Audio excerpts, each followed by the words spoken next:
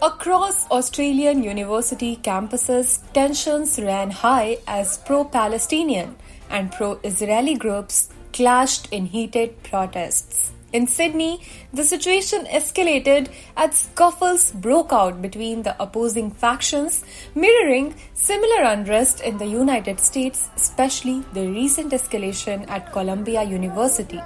Over the past fortnight, students across major Australian cities erected protest encampments denouncing Israel's military actions in Gaza.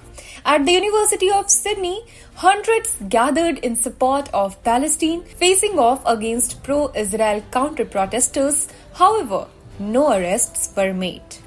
University Vice-Chancellor Mark Scott assured there was space for peaceful expression of views despite concerns over non-university individuals inciting violence inside the university premises. Amid heavy security, tension simmered down, allowing for peaceful dialogue.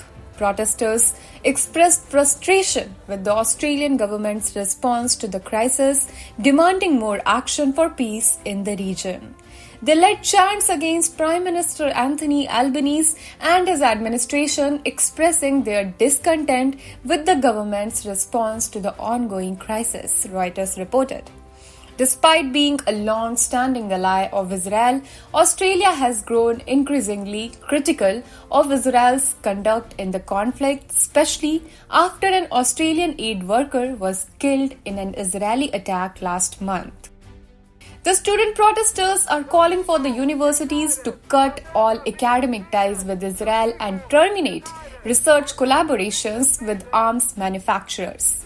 This move aims to exert pressure on Israel through academic and research channels in light of the ongoing conflict in Gaza. Similar protest camps have been set up in Melbourne, Canberra, and other Australian cities. Not only in the US and Australia, but similar encampments and protests are seen across Canada too. McGill University had sought police intervention, yet law enforcement has not yet cleared the encampment, stating that they are monitoring the situation.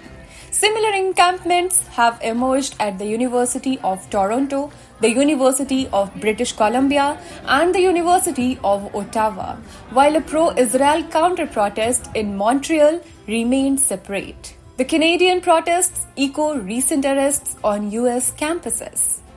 University of Toronto students have established an encampment demanding disclosure of investments and divestment from entities sustaining what they term Israeli apartheid.